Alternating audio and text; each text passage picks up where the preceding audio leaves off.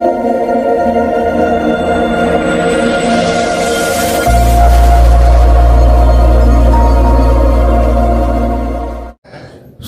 सद्गुरु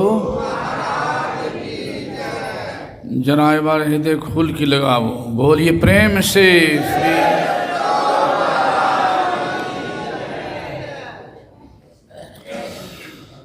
मंगल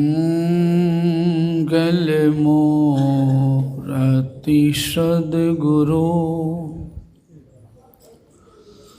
मिलवै सर्वाधार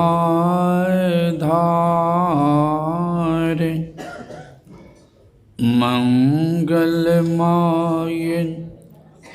मंगल करुणा बिनवो बारंबार। धन्य धन्य सद्गुरु सुखद महिमा कही न जाय। जो कछु कहूँ तुम्हारी कृपा, मोते कछु न बसाय। जो कछु कहूँ तुम्हारी कृपा, मोते कछु न बसाय। बोलिए प्रेम से श्री।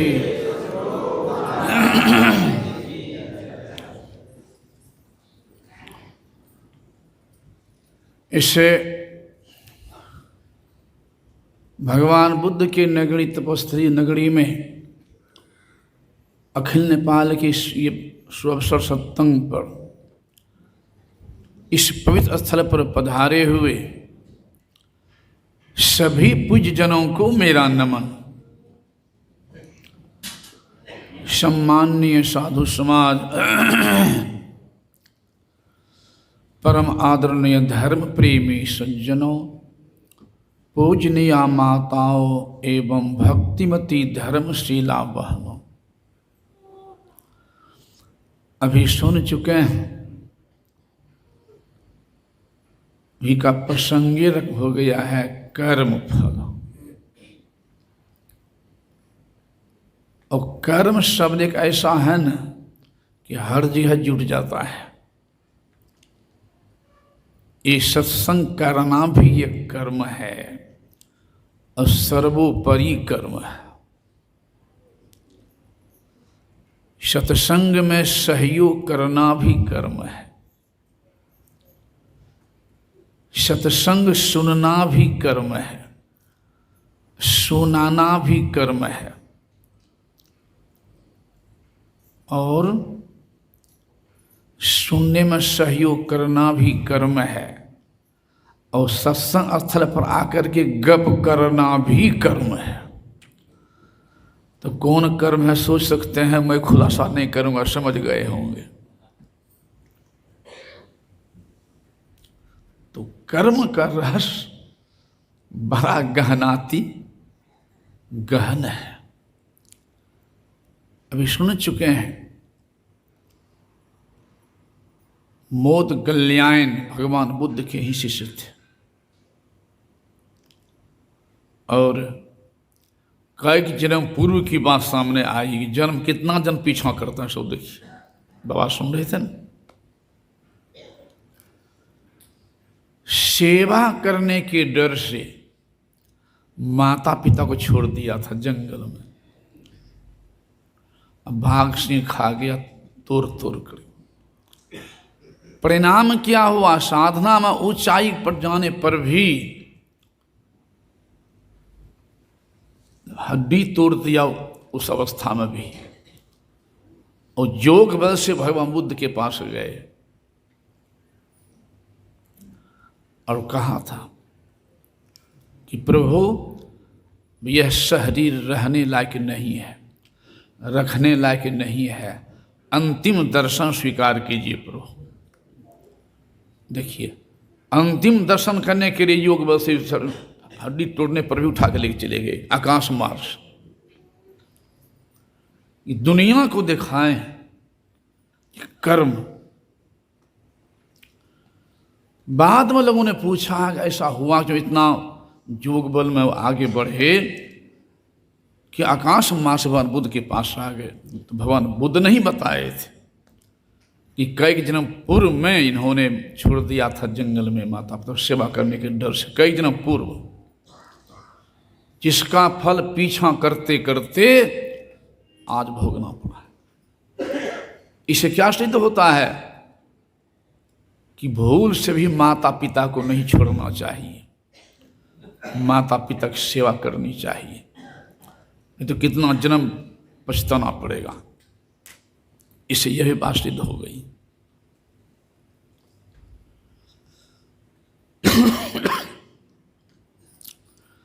यह भी सुन चुके हैं कि भगवान श्री राम जंगल गए थे पिता की ही आज्ञा पालन करने के लिए, गए थे ना। दुनिया ज्ञान दिए हैं कि माता पिता के प्रति कैसा प्रेम रखो, इतना आदर दो, माता पिता का अपमान नहीं करो, सेवा करो। इसे सिद्ध हुआ है। तब नाम है भगवान राम का, भगवान बुद्ध का, ऐसे नाम है।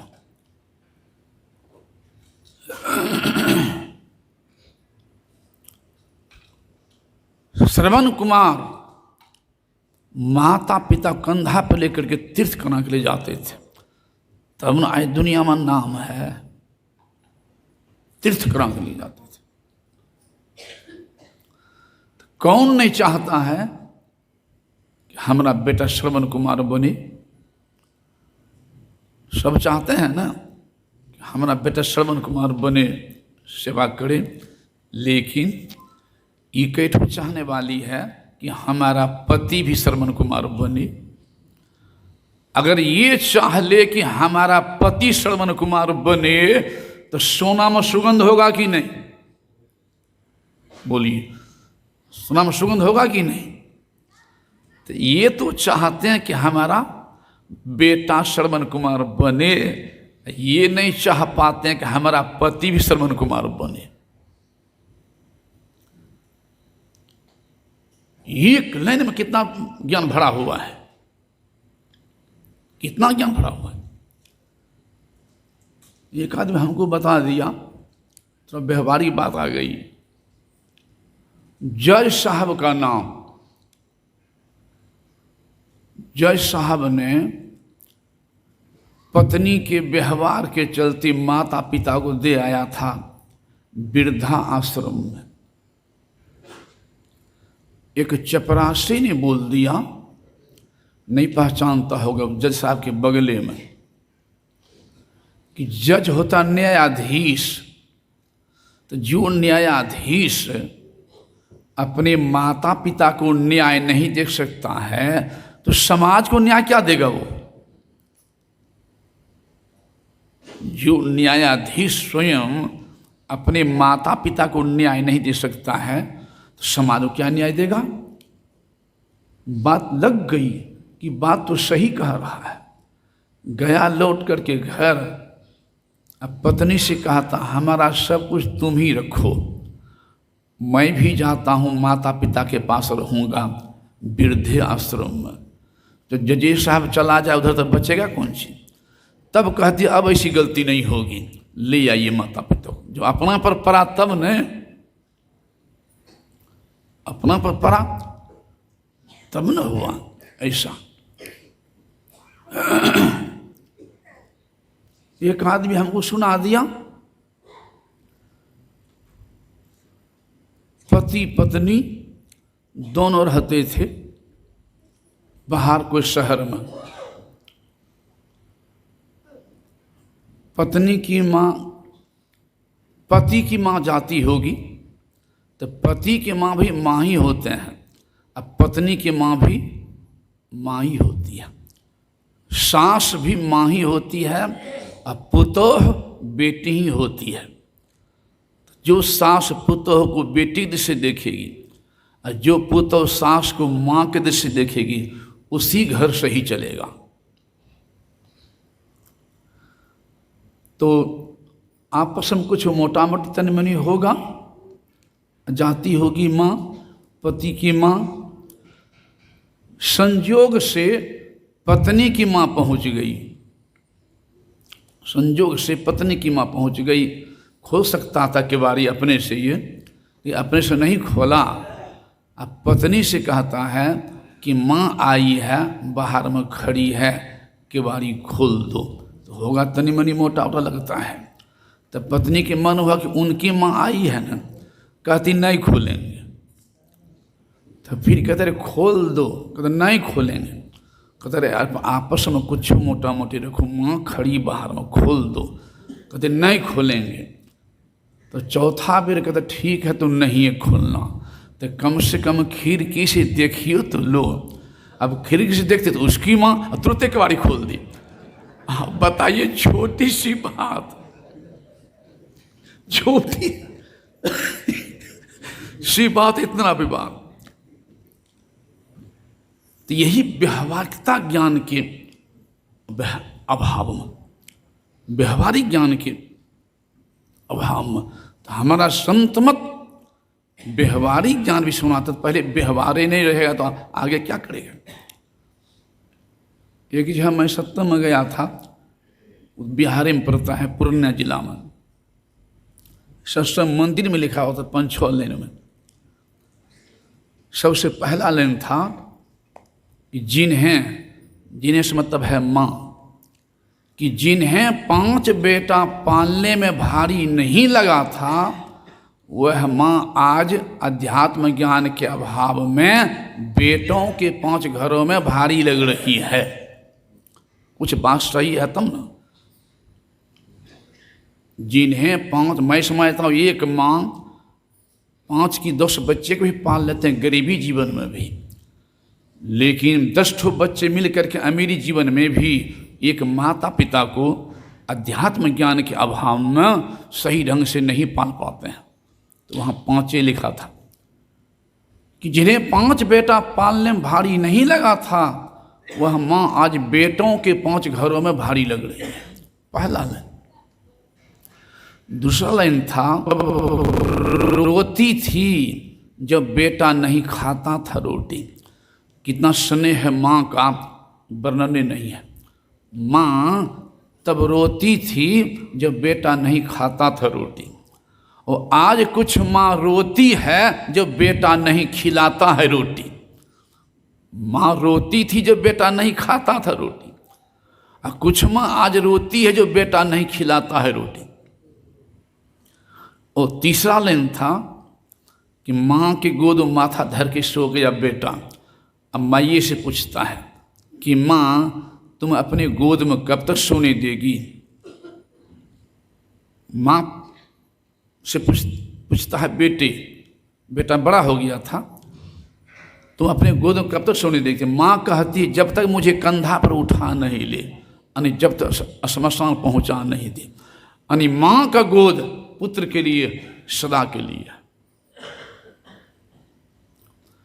और फिर 5वां लाइन में था कि वह व्यक्ति हजारों में भाग्यशाली है, वह व्यक्ति हजारों में भाग्यशाली है जिसके पास माता पिता हैं। इससे सिद्ध होता है कि मेरे माता पिता रहते हुए मेरे व्यवहार के चलते मेरे पास नहीं है। सिद्ध हुआ कि नहीं। सोचना चाहिए हम भी सेवा कि हम सेवा करें, सो नहीं, उल्टे हो रहा अभी आध्यात्मिक ज्ञान के अभाव में। और अंतिम लाइन में थोड़ा कड़ी बात थी, लेकिन है संतवाणी, कहने मुझे हिचकिचाहट नहीं, क्यों संतवाणी में है। सचिव वैद्य गुरु 3 जे, प्रिय बोलै भय आस, तो राज धर्म तन 3 के वही है बेगी है ना। सचिव मंत्री अगर राजा को किसी लोभ में पड़ करके या किसी भय से सही सलाह नहीं दे तो राज्य का नाश हुआ है, भविष्य में हुआ है। वैद्य यानी डॉक्टर अगर रोगी को किसी लोभ में पड़ करके या किसी भय से रोगी को दवा सही नहीं दे, गलत दवा दे दे, तो शरीर का नाश हो जाएगा।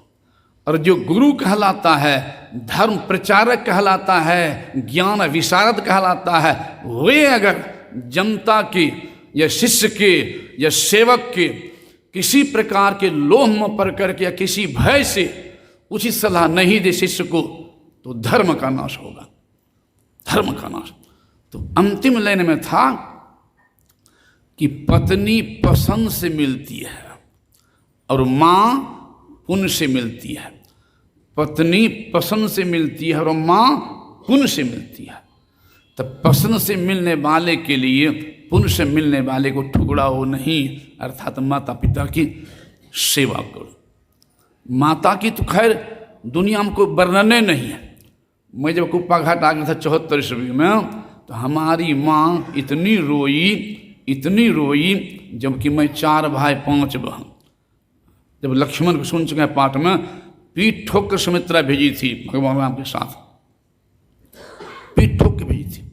और हमारी माँ जानती नहीं थी रहस्य को, रोते रोते अंधी हो गई थी।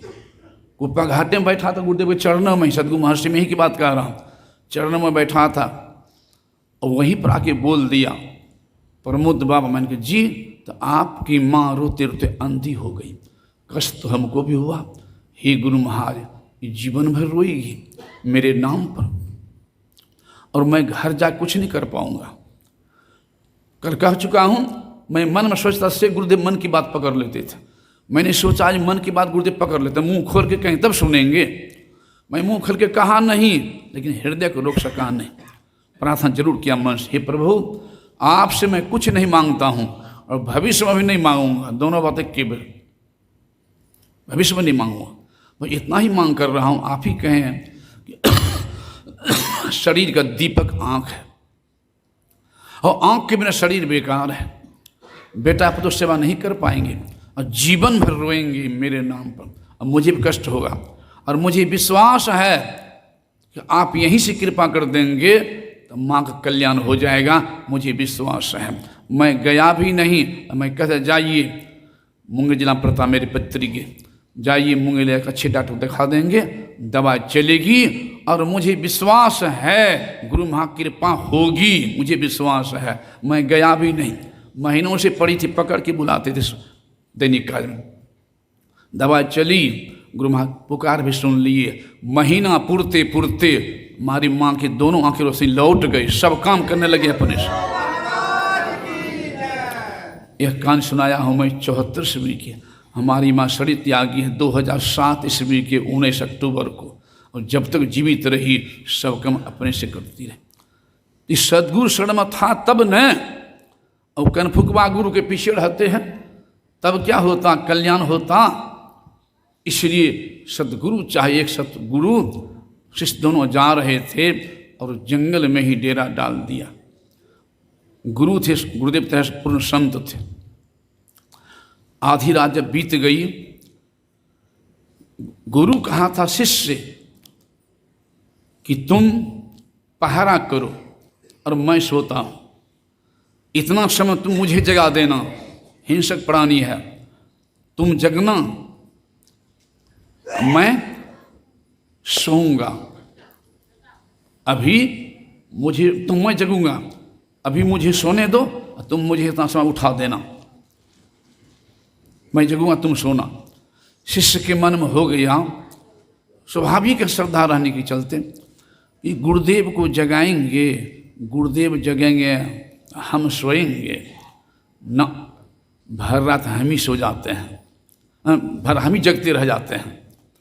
नहीं उठाए तो संत थे, उच्चकोट के संत समझ गए समय आने पर, अरे तुमको मैंने कहा था, जगाया नहीं, सो जाओ। इस तरह से गलती, इस तरह से उल्लंघन करोगे ज्ञान तो साथ में रहने योग नहीं, कसर का वैसी गलती नहीं होगी, सो जाओ। शिष्य सो गया है और गुरु जग रहे हैं। थोड़ी देर के बाद होता क्या है, शिष्य के सर को गुरु अपने जगह पर ले लेते हैं और कुछ देर के बाद एक विषैला सर्प आता है और मनुष्य की भाषा में बोलता है कि आप जगह से उतारिए इनको। देखिए, गुरु के व्यक्तित्व के कारण, गुरु के आभा के कारण वो सांप सट नहीं रहा है, दूर से ही कहता है बैठा। अब गुरु कहने तुम अलगे रहो, सट नहीं सकते हो। कहा नहीं, इससे गला खून पीऊँगा मैं। कहता क्यों? कहा कभी मैं सांप बनता है, मैं बनता इनका गला खून पीता हूँ, कभी ये बनता तो मेरा गला खून पीता है, ये मेरी पारी है, इसका गला खून मैं पीऊँगा, इसलिए आप जगह से उतारिए। कहा तुम्हारा खून ही नहीं पिया है, तुम खून पियोगे? हाँ। कहा रुको मैं देता हूँ खून। कहा आपका खून नहीं लूँगा, इन्होंने पिया है मेरा खून, इनका गला खून पीऊँगा। कहा इन्हीं गला खून दे रहा हूँ, तुम दूर रहो। सड़क को उतारते हैं जंघा से नीचा और छाती पर, गुरुदेव थे थोड़ा मजबूत, छाती पर चढ़ गए, शिष्य के छाती पर बैठ गए और चक्कू निकाल काटने तैयार। शिष्य आँख खोलता है, गुरुदेव बैठे हुए छाती पर और गला चीरने तैयार। जैसे माँ बच्चा को छुरा दिखावे तो बच्चा को डर लगेगा, माँ बच्चे को चक्कू दिखावे डरेगा बच्चा, छोटा बच्चा। शिष्य के मन में हुआ कि गुरुदेव तो हमारी रक्षा करते हैं पल पल, अभी गला काटने तैयार, इसका मतलब है कि गला काटने में मेरा भला है, अगर गला काटने में भला नहीं होता तो ये हरगिज नहीं काटते। प्रेम से आंख बंद कर लिए तो गला तो काटना था ही नहीं। नस पर चक्कू लगाया, खून ले लिया, दे दिया सांप को। कहा अब इसके पास फिर कभी नहीं आना। तो कहा फिर नहीं आऊँगा। चले गए। गुरु भी नहीं कुछ बोल रहे हैं और शिष्य भी नहीं कुछ बोल रहे हैं। चलते चलते अंत में गुरु पूछते अरे रात की घटना से तुम कुछ बोल नहीं रहा है? कहा सरकार मैं क्या बोलूँगा, तो मैं तो जानता हूँ कि आप मेरे रक्षक हैं पल पल, गला काटने में भला है तब ना आप गला काटे, तो हम डरें क्यों? ये है गुरु की महत्ता। इसलिए एक ही उपाय है ध्यान योग। इसलिए हमारे आराध्य देव भी ध्यान के बाद सुनने हूँ, कभी याद आ जाएगी, अंतर्मुख हो गए थे कुप्पा घाटे में। 20 जनवरी की बात कह रहा हूँ, 20 जनवरी 84 ईस्वी नवरात्रि की बात। मैं उस समय गुरुदेव भंडारी था, सहायक भंडारी में रोटी बना था चौका में, और एकाएक गुरुदेव अंतर्मुख हो गए। एकाएक अंतर्मुख। पूज्यपाद हमारे महर्षि संसी महाराज भोजन करा रहे थे, करते हजूर हजूर हजूर। तो मेरे मन में कोई बात हो गई, मैं घबरा गया थोड़ा, हाथों नहीं धोया, सीधे दौड़ के मैं गुरु चरणों में आ गया हूँ। मैं वहाँ खड़ा हूँ डंडा पकड़ के, मैं कहीं किताब पढ़ के नहीं कह रहा हूँ, मैं सामने की बात है। और महर्षि संसी महाराज भी कई बार ये कहानी को दोहराए हैं। मैं खड़ा हूँ, अब एकाएक वहाँ पर बात चल गई। उस समय पूज्यपाद महासाय स्वामी जी महाराज कुप्पा घाट में व्यवस्थापक थे, वो भी आ गए, गुरुदेव शरीर में नहीं रहे। कुछ समाज के लोग भी आ गए, आश्रम वासियों के बरंडा पर आ गए। अब एकाएक यह बात चल गई कि गुरुदेव कभी कहे थे जब बाबा देवी साहब से दीक्षा प्राप्त किए, तदनुसंधान क्रिया, तो बाबा साहब कहते अपना जीविका कैसे चलाना चाहते हो? तो गुरुदेव ने कहा था जो जीवन तो क्षणभंगुर है, भीख मांग के खाएंगे भजन करेंगे। तो बाबा साहब कहते नहीं, स्वावलंबी जीवन का स्वावलंबी कुछ करना पड़ेगा। कहा बांस बाड़ी लगाओ। कहा सरकार बांसे बाड़ी लगा में कहीं सड़ी छूट गया तो भजन कब करेंगे? तो इसी पर बाबा साहब को सिखाते हो कि बांस बाड़ी लगाने से सड़ी छूट गया। मैं कहता हूँ कि 100 वर्ष बचोगे तब क्या खाओगे, जो कहता हूँ करो। कहा सरकार वही करूँगा। तब गुरुदेव आम बाड़ी केला लगाए धराड़ आश्रम में भी, और 1.25 वर्ष तक बच्चों को पढ़ाई ही भंगड़ा में। माँ 13 बच्चा ट्यूशन फीस लेते थे और 50-60 बच्चे को फ्री पढ़ाते थे।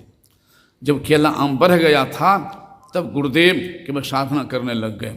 साधना करते करते जब अपने आप को पहचान लिए, ध्यान करते करते मृत्यु विजय प्राप्त कर लिए, प्रभु को प्राप्त कर लिए, आवागमन का अंत कर दिए, तब मन में हुआ कि अब जिस रास्ता से मैं शांति प्राप्त किया हूँ उस रास्ता लोगों को भी बताता रहूँ।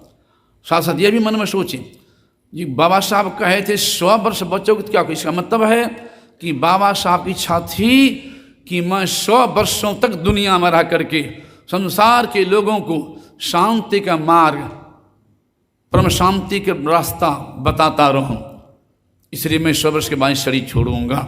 गुरुदेव का जन्म था 1885 ईस्वी 28 अप्रैल, 100 पूरेगा 1985 ईस्वी 28 अप्रैल में। कहानी कह रहा मैं 1984 ईस्वी 20 जनवरी, 1 साल कम में है, 1 सवा साल कम में है, और गुरु महाराज शरीर त्याग दी। और सभी के सभी चिंतित हो गए। कोई कहने लगे गुरु महाराज की बस असत हो जाएगी, कोई तो नहीं उनकी मौज तो पूरा नहीं कि उनकी मौज, कोई कहता हम लोगों ने कहते उनकी मौज।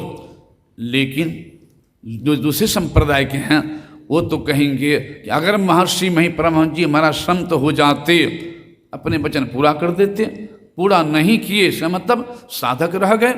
हाँ, कोई कह तो सकता है गुरुदेव पूरा कर देना चाहिए, इत्यादि चर्चा हुई है। एकाएक डॉक्टरों के पहचान स्थूल में सूक्ष्मों में नहीं है। संत गति स्थूल सूक्ष्म कारण महाकारण कैवल्य हूँ के पार। एकाएक गुरुदेव स्थूल शरीर में आ गए। कहते क्या समझता है तुम लोग, मैं मर गया हूँ, स्व पूरा करके ही छोड़ूंगा। स्व पूरा करके 8/6/86 में दोबारा शरीर त्याग किए। ऐसे संत सतगुरु के हम लोग संतान हैं। उनका रास्ता अडिग है, सत्य है, वह है ध्यान योग, मानस जप, मानस ध्यान, दृष्टि योग और अनुसंधान। ये 4 क्रिया है। इस क्रिया को जान करके जो परिवार के साथ रहते हुए भी, समाज साथ रहते हुए करते रहेंगे तो लोक परलोक दोनों बनेगा और एक दिन परम शांति प्राप्ति होगी, मानव जीवन धन्य हो जाएगा। अब आगे बाबा सुनेंगे। बोलिए श्री सद्गुरु।